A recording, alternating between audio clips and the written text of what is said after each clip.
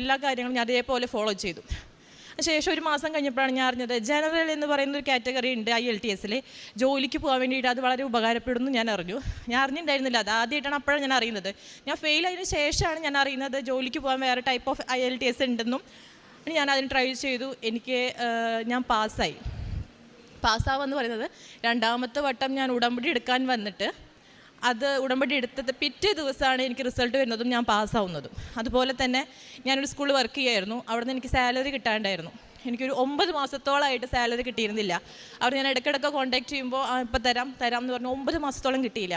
രണ്ടാമത്തെ വട്ടം ഞാൻ ഉടമ്പടി എടുക്കാൻ വന്ന് ഞാനിവിടെ ആലുവ ബസ് സ്റ്റാൻഡിൽ നിൽക്കുമ്പോഴാണ് എനിക്ക് അവിടുത്തെ HM വിളിച്ച് പറയുന്നത് സാലറി ക്രെഡിറ്റ് ആയിട്ടുണ്ടെന്നും ഒരു രാത്രി 9 മണി നേരത്തെ എനിക്ക് എൻ്റെ സാലറി ക്രെഡിറ്റ് ആയിട്ട് എൻ്റെ അക്കൗണ്ടിലേക്ക് വന്നു. ഞാൻ ഒത്തിരി സന്തോഷമായി. കാരണം അതൊന്നും ഞാൻ ഉടമ്പടിയിൽ വെച്ചിട്ടുള്ള കാര്യങ്ങളായിരുന്നില്ല.